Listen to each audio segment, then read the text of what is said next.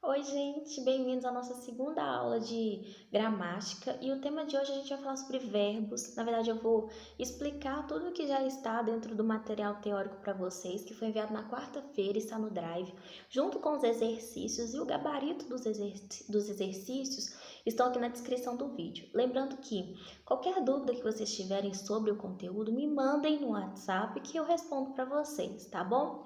Vamos lá.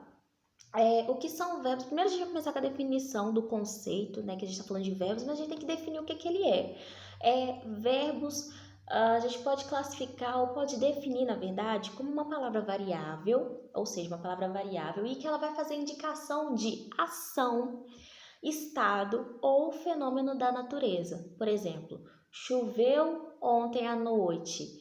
Dentro dessa oração, o verbo, a palavra choveu, se encaixa como verbo, porque além de ser um fenômeno da natureza, dentro da classificação verbal, a gente chama de verbo, ok? Então, lembrando que fenômenos da natureza, estado e ação, nós classificamos como verbo. Outro exemplo que está dentro do material de vocês é o seguinte: Paulo esfregou as mãos com força. O verbo, no caso, esfregou, exprime uma ação e, consequentemente, é classificado como verbo, ok? Definição tranquila, no material teórico também tem essa definição, até então está tudo bem. Até então, a definição de verbo eu acho que é bem claro para todo mundo, né? Então vamos lá. O verbo, ele pode sim variar para indicar número ou pessoa. Por exemplo, quando eu falo de pessoa, eu estou falando de primeira, segunda e terceira pessoa. E aí, em seguida, eu falo sobre singular e plural. Observem só quando eu falo assim, eu existo. Nesse caso, eu posso classificar como primeira pessoa do singular. Agora, quando eu falo assim, tu existes, eu posso classificar como segunda pessoa do singular. E em seguida, se eu falo ele existe, eu posso classificar como terceira pessoa do singular. Agora vamos classificar no plural? Primeira pessoa do plural vai ficar assim: nós existimos. Segunda pessoa do plural, vós existes. E terceira pessoa do plural, eles existem. Então, lembrando que o verbo sim pode variar quanto a pessoa e quanto a número. Primeira, segunda, terceira pessoa, plural ou singular. Tudo bem? Depois, seguindo o material, a gente tem falando sobre os tempos verbais e que tem uma série de tabelas e eu não preciso decorar aquilo, pelo amor de Deus, a gente nem tem tempo para aquilo, mas eu preciso que vocês leiam as tabelas com carinho e de maneira bem atenciosa e que se levantar qualquer dúvida, por favor, me enviem que eu esclareço para vocês, ok? Aqui eu estou falando sobre os conceitos gerais que estão dentro do material teórico. As tabelas, por favor, venham leem e deem uma atenção especial dentro do material teórico. Então vamos lá. Quando eu falo de tempos verbais, eu quero falar sobre a situação ao fato ou a ação. Eu preciso de situar a ação. Eu preciso de situar se ela aconteceu presente, se ela aconteceu pretérito ou se ela aconteceu futuro. Então, basicamente, essas são as três classificações quando eu falo sobre tempos verbais. Presente, agora, pretérito, passado, e ele pode ser subclassificado em perfeito, imperfeito e mais que perfeito. E depois eu tenho a outra classificação que é referente ao futuro, que também recebem outras duas subclassificações, que é do presente, futuro do presente e futuro do pretérito. Essas subclassificações estão bem detalhadas nas tabelas, ok? Outra classificação verbal que é importante a gente ter fixado sobre tudo isso que a gente está conversando, que é referente aos modos verbais. Os modos verbais, eles são divididos em três também, que é onde a gente pode falar sobre o indicativo, subjuntivo e o imperativo. O indicativo, ele exprime, na verdade, um fato certo, real.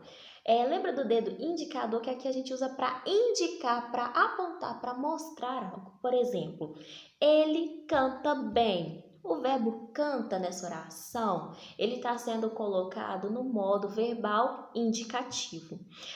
Agora eu vou falar com vocês sobre o modo verbal subjuntivo, que é diferente Do indicativo, que é algo, né, certo, que é algo real, que é algo que traz uma certeza, o subjuntivo ele já vai ser totalmente diferente, porque ele vai exprimir a sensação de que o fato ele é totalmente duvidoso, ele é totalmente hipotético, é algo que está assim na mente, bem subjetivo.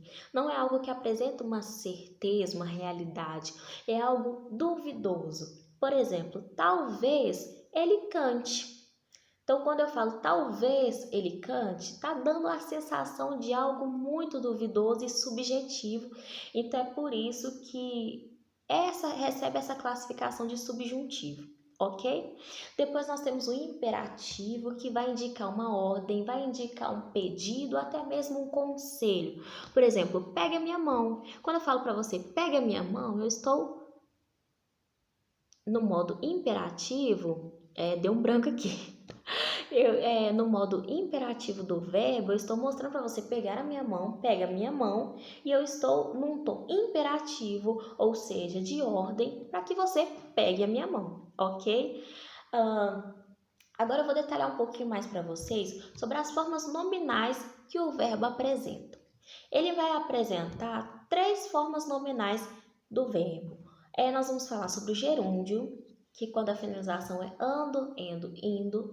Vamos falar sobre o particípio, ado, ido. E depois a gente fala sobre o infinitivo, ar, ir. Por exemplo, comendo, andando, escrevendo, gerúndio. Do ido,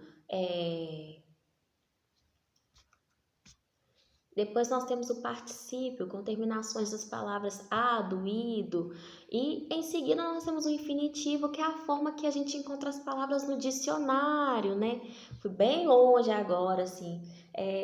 As palavras que a gente encontra no dicionário, para encontrar o significado, as palavras elas estão na sua forma infinitiva, ou seja, com a finalização em ar, ou ir. Comer, rezar, essas coisas. Depois, por favor, peço para vocês deem uma olhada, né, nos quadros que estão no material teórico. Não se esqueçam, por favor. E agora a gente vai falar sobre as vozes verbais, que quando eu falo de voz verbal, é a maneira como se apresenta a ação. Ela precisa de ser expressada de alguma maneira. E além da precisão dela ser expressada de alguma maneira, ela vai ser expressada onde o verbo vai estar relacionado ao sujeito, ou quem vai sofrer, ou quem vai praticar a ação, ou quem vai receber a ação, ok? Então, quando eu falo assim, o que seriam as vozes verbais? Seria a maneira que é expressada a ação que o sujeito pratica ou que o sujeito recebe. Basicamente isso. Então, ela se classifica em voz ativa, voz passiva, passiva sintética. Por exemplo, a voz ativa é quando o sujeito ou o agente, ele pratica a ação. A voz passiva é quando ele recebe a ação. Depois nós temos a voz passiva sintética, que seria a voz passiva sintética, onde o verbo ele é transitivo direto, e aí no caso ele se apresenta na terceira pessoa, tudo bem? Agora a gente vai falar sobre um pronome apassivador, uma partícula apassivadora, desculpa. Nós vamos falar sobre uma partícula apassivadora que é a si. Ela precisa. Quando eu falo da partícula apassivadora si, é quando eu quero trazer o sentido de que o sujeito, como paciente, ele recebe a ação. Por exemplo, penteou-se o cabelo. Então, a partícula si, ela se coloca no papel de apassivadora para apassivar uma ação, ou seja, um verbo, onde o sujeito ele vai receber a ação, ok? Ou seja, se eu utilizo a partícula apassivadora se, eu vou fazer com que o sujeito, além de agente, ele vai se tornar também paciente, porque ele pratica e recebe a ação. Quando eu falo penteou-se o cabelo, Ele vai pentear o próprio cabelo. Ao pentear o cabelo, ele pratica a ação e recebe a ação. Por isso que é necessário utilizar a partícula apassivadora se, nesses casos. Tudo bem? Agora a gente fala sobre sujeito, que é um importante assunto também que eu quero adentrar com vocês, que está dentro do material teórico também. Quando eu quero falar de sujeito, quero falar também sobre frase e oração, que são algumas definições que precisam deixar um pouco mais claras, tá? Se eu falo com vocês sobre frase, eu quero dizer que ela precisa de possuir um sentido completo e ela pode conter ou não conter verbos. Lembra que a gente já falou isso na primeira aula, se eu não me engano? Ela precisa ser escrita com letra maiúscula, né? Ela é escrita com letra maiúscula e ela termina com qualquer sinal de pontuação. E em seguida ela precisa de passar um sentido, ela precisa de ter um sentido completo e ela pode conter ou não conter verbos. Por exemplo, bom dia é uma frase e não tem verbos, tá? Depois a gente vai falar sobre orações. A oração, ao contrário da frase que precisa ter sentido, a oração não precisa ter sentido completo. Ela não precisa de ter sentido completo, mas ela vai ter verbos, pode ser um ou pode ser mais. E aí a gente já entra na questão de período. O período, ele possui sentido completo e a gente só vai classificar como período quando ele pode ser considerado, na verdade, simples e composto por ser simples, apresentar um verbo, e composto por apresentar dois ou mais verbos. Aí que a gente entende a diferenciação entre oração e período, ok?